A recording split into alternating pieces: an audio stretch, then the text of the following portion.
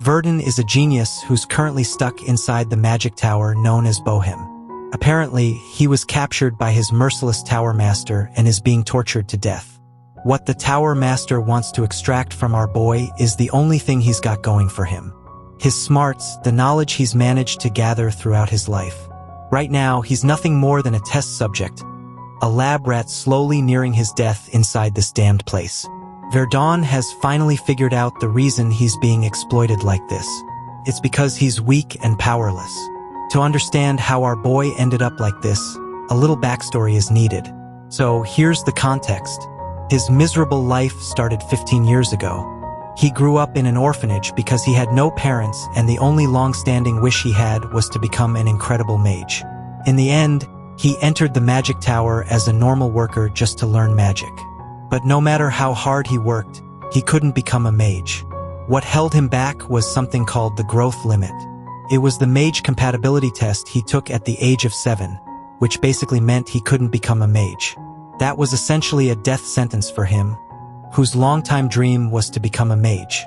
But even then, he didn't give up on his dream. After all, the only thing he wanted in life was to become a full-fledged recognized mage. So, he secretly peeked at the spell books left in the rooms while working as a menial laborer at the magic tower. He also absorbed all the knowledge from the books found in the magic tower's library. A few years passed, and through sheer hard work, he finally became a researcher at the magic tower. While working there, his research and new ideas were so smart that even the entire tower was stunned. It was then he realized his intelligence wasn't just some random perk. His genius transcended the norm. He once showed his greatest work to Lukid, the only fellow researcher he had good ties with. Lukid became the first person forced to acknowledge the limitless potential our boy held. It wasn't far-fetched to think he might transcend from menial laborer to scholar of magic. But his dream of becoming a scholar at the magic tower remained just a dream when Lukid backstabbed him. That bastard stole Verdun's thesis papers a day before he was supposed to submit them. He submitted the stolen thesis under his own name to the tower master, claiming all rights for himself. When Verdun reported the theft to the tower master, the master was stunned to realize someone like Verdun was capable of producing multidimensional continuity theory. This bastard was supposed to be the esteemed Bohemian magic tower master known as Balrog Besius. Verdun had faith the master would serve justice.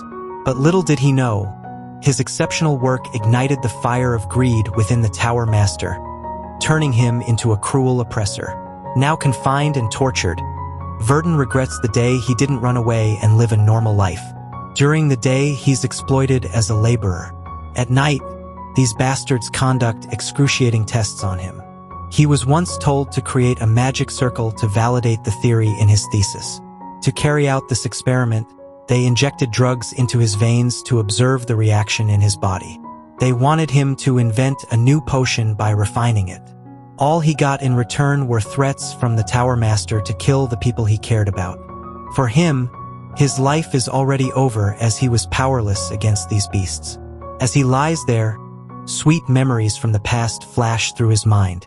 His mind is distorted so much he barely recalls these moments, having no clue what they all mean. The memories show a girl, Roline, with whom he made a promise to become a great mage. If only his potential for growth had been a little higher, things wouldn't have turned out like this. But for now, he has no hope other than to admit his death. Then there's this weird, creepy voice that haunts him after every experiment. It's a cold voice, like ants talking to him. This voice can tell Verdun hasn't actually lost his will to live. Or at least that's what our boy thinks deep down. Those ants start piling up, turning into a mound. For the sake of revenge and survival, the ants suggest he grit his teeth and endure the torture until the very end. Only then will he be reborn. After that, no one will have enough strength to trample on him. He will wield great power and surpass his limits. This creature finally gives Verdun hope that nothing is over yet. He can use the heat of resentment bubbling inside him to sharpen the blade of revenge. And so, bro gets to work. He is going to defy his fate by completing a method of reconstructing the body like no one's ever seen before. By tomorrow, he's damn sure he's going to break through his limits. The long-desired theory of defying heavens, which would allow him to reconstruct his body, was finally completed. Now, all that remains is to put this theory into practice. He's gonna try it no matter what. Even if this magicless body shatters in the process, if he is successful, he will be a free man by tomorrow. The long night passed, and finally the day he put his plan into motion dawned. Following the daily routine, those scumbags come to assign him some menial task in the alchemy lab, like mopping floors. He's sternly instructed to scrub the blood stains off his body and patch up his cuts before showing up at work. The guy keeps berating and talking while our guy just absorbs it all and follows orders like he's told. Later, he can be seen in the alchemy lab cleaning off the equipment. As he's cleaning, his childhood friend Raylan shows up. He asks her why she's here. In response, she reminds him about her plans to leave. Verdun finally remembers she's supposed to move abroad to pursue her studies in the Magic City. Verant. That's a special privilege only given to the tower's most exceptional talents. He's really glad for her and hopes everything will go her way. Meanwhile, she looks just as worried about him. She extends her invitation again, telling him to come with her to vent. Unlike here, he wouldn't have to deal with arrogant fools who look down on him. He might find new opportunities to learn in the Magic City. For the side note, he better not get any funny ideas. She's only inviting him for his own good, not because she likes him or anything. After a moment of silence, Bro finally gives his verdict. A verdict that doesn't surprise me. The girl feels sad about his decision. As he watches her leave through the bars of his window, he's glad she doesn't know what he's been through or what he's been subjected to. Now that she's gone, she won't have to face the collateral damage of the twisted plans he has for this magic tower. Speaking of the tower, the upcoming Magic Festival is the most crucial day for it. It's one of the most globally recognized holidays, meant to commemorate the construction of the first magic tower and celebrate the revival of magic. That's why it's the busiest day of the year for the tower. Once the festival begins, the high-ranking mages all leave for the major cities, leaving only the low-ranking ones behind, giving our boy the perfect opportunity to pull off the twisted bats hit crazy plan he's been cooking up. Right now, he's on his way to serve the guardian of the treasure vault. After serving the bastard tea, he insists on going inside the vault since the tower master asked him to clean the treasure vaults. Once that arrogant piece of reluctantly gives him permission, Verdun steps inside and shuts the door behind him. He makes sure to activate a soundproofing artifact so no sound escapes. This is where it all changes. Once he descends deeper, he comes across the most precious and heavily sought-after artifact. It's said the Tower Master spent a fortune producing this artificial artifact. It allows a mage to perform triple casting and temporarily awakens the latent talents of whoever wields it. This staff plays a crucial role in his plan. To get it, he must disable the protective magic circle. It's a 7th tier spell personally created by the Tower Master. Verdun's been grinding his ass off studying how to break this spell for the past 7 years. He finally has a chance to destroy the artifact the Tower Master treasures most. Meanwhile, somewhere in the tower, 2 bozos are drinking and complaining. They're frustrated that while others enjoy the festival, they're stuck guarding the power source. But then again, they can't blame anyone for their misfortune. They drew the short straws themselves. As they're beating themselves up for their rotten luck, our boy visits these drunkards only to get ordered to fetch more booze. As he turns to leave, one bastard mutters about waiting for the day he becomes the Tower Master. Then he won't have to drink this cheap. The other isn't so sure acquiring the master's seat is as easy as his friend makes it sound. But it looks like this bastard won't be around to see that day because our guy now has the staff in his hands and he slices that bastard's throat the very next moment. When Greenhead turns towards the source of the deadly blow that took his friend's life, he finds Verdun, much to his shock. Thinking Verdun's just a runt overstepping his boundaries, he decides to teach him a hard lesson by attacking with a rank 3 spell called Tidal Wave. In response, our guy uses the stolen staff and casts his own spell known as Earth Spear. The spell conjures giant stone projectiles, enough to overwhelm the bastard and take him down on the spot. He has a hard time grasping how someone like Verdun, who's at the bottom of the barrel with rank 1, can even use magic. In response, Verdun doesn't hold back. He stands right in front of the bastard like a goddamn reaper, and ends his life for all the trouble they caused him. After killing the two, he uses their fingerprints to access the throbbing heart known as the power source of the magic tower. It took him 7 years to reach this point. Now, using the mana from the power source, he prepares to initiate the spell Defying Heavens. He's mentally prepared to face the consequences if he fails. No matter how dire the circumstances, that's no reason not to try. After enchanting a magic circle over himself and the power source, he finally initiates the Defying Heaven spell, which will allow him to reform his body. The process begins and magic starts pouring out of that heart. The power source's magic is so intense it can be seen from miles away. Whatever our boy is doing is massive, that's for sure. Even the Tower Master, who's on his way to the city for the festival, can see the enormous energy from afar. The only thing capable of producing such an output is the power source itself, which means someone has trespassed into his tower and is stealing all the power for themselves. Within minutes, the tower seems to crumble into dust. Beneath the rubble, our boy emerges. The staff he's holding disintegrates into dust as well. Seeing the entire area wiped clean while he's still alive means his plan was a success. Suddenly, he notices something in the sky. It's the Tower Master H hurtling through the air using magic circles trying to catch up to the thief who disintegrated his magic tower into nothing. Spotting the criminal amid the carnage, the Tower Master unleashes one of his offensive spells. But our guy has already vanished using teleportation magic, leaving the annoyed bastard gritting his teeth in frustration. He's so pissed that he starts exuding a malicious magic aura, causing the rocks around him to levitate. Whether it's the Emperor himself or just a child, he's dead set on killing whoever's responsible for tearing down his tower. Morning arrives and the next scene shows the serene, quiet snap of the mountains. Deep in the woods, our boy wakes up bewildered about where he is. As he freshens up with cold river water, he catches a glimpse of his reflection. It shocks him when he notices that his appearance has completely changed.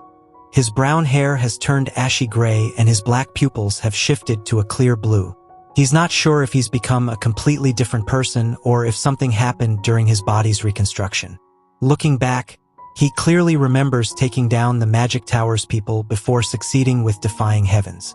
Before the Tower Master could react, he escaped using teleportation magic. Now he's somewhere unfamiliar. The plants around him are nothing like those near the Bohemian Magic Tower.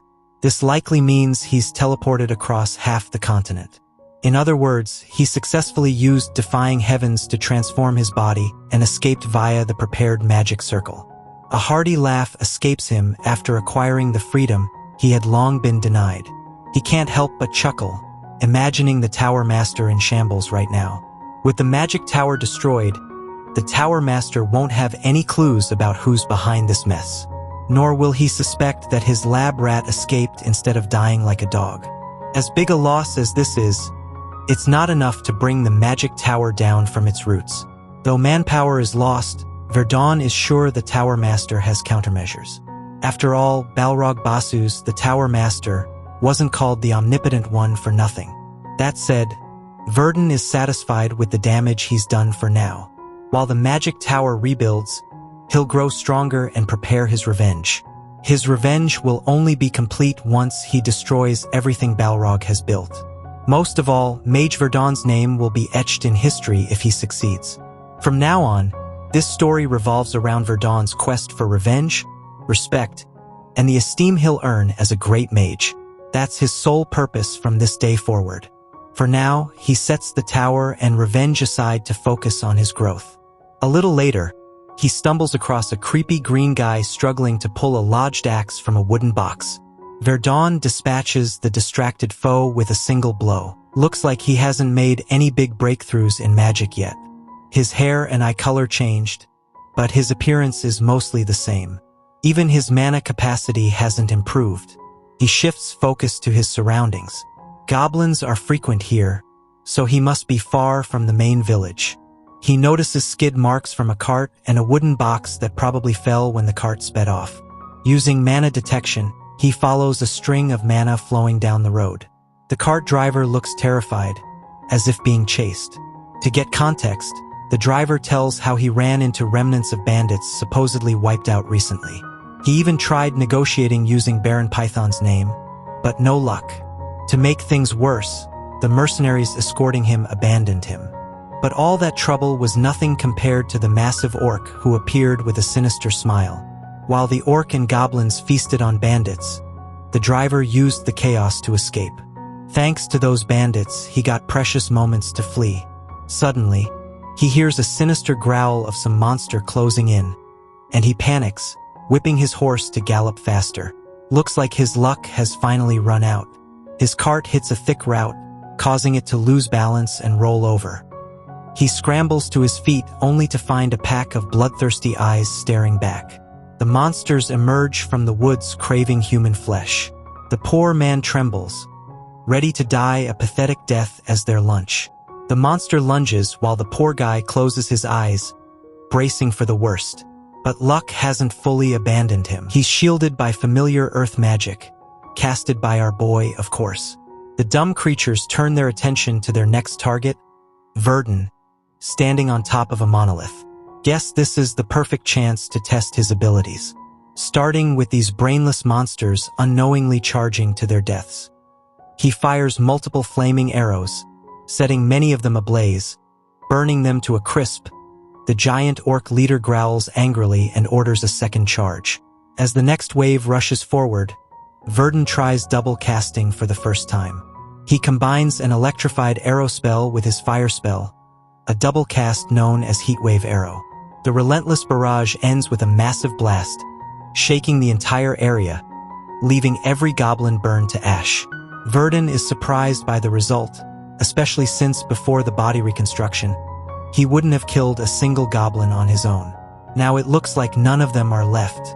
Verdun then turns his attention to the carriage driver trapped inside the protective earth dome, likely struggling to breathe with all the oxygen cut off. But as Verdun is momentarily distracted, that orc bastard still clings to life and tries to sneak up on his prey. Though caught off guard, the orc isn't nearly strong enough to take down our boy. A while later, the carriage is remounted to the horses, and the owner, grinning like a kid in a candy store, showers Verdun with gratitude. Because of Verdun, the guy is still alive, so he offers him a free ride. Still, the driver insists this isn't nearly enough to repay the favor. Verdun just tells him to keep his eyes on the road, or else he might end up flipping the carriage again. But the guy won't stop yapping, asking all sorts of weird questions in his upbeat mood. He talks so much that he unintentionally steps over Verdun's last nerve. His mind is still reeling from the nerve-wracking encounter with that orc's sneaky attack. After answering one of the driver's questions, Verdun asks if thieves appear often in this area. Usually, he knows thieves avoid places where dangerous beasts roam. The carriage owner reveals this was his first encounter with monsters. The forest, he explains, is under the control of a hotshot named Baron Pyth. Since childhood, the driver has had good ties with Baron Pyth, who assured him thieves in the area were already dealt with. That's why he took the usual route without hiring expensive mercenaries. Verdun's gotten a few clues. At first, he thought his teleportation might have failed, but if he's in Baron Python's territory, he's arrived at the right place. Although he erased all traces that might lead his enemies to him, it's still possible the Bohemian Magic Tower suspects him as the one behind the destruction and could be searching. So, despite his changed appearance, he has to hide his true identity and grow stronger. With that in mind, he introduces himself with a new name, Asher. The only time he'll use Verdun again is in a one-on-one showdown with the Magic Tower Master. Cut to Baron Pyth's estate in his territory. Baron Pyth and his servants look bewildered to see the carriage driver Conrad in such rough shape. Ever the cheerful man, Conrad explains his condition resulted from fleeing orcs. If you like this video, please subscribe and like it, and tell me in the comments which part you liked. I love you all so much, my new subscribers.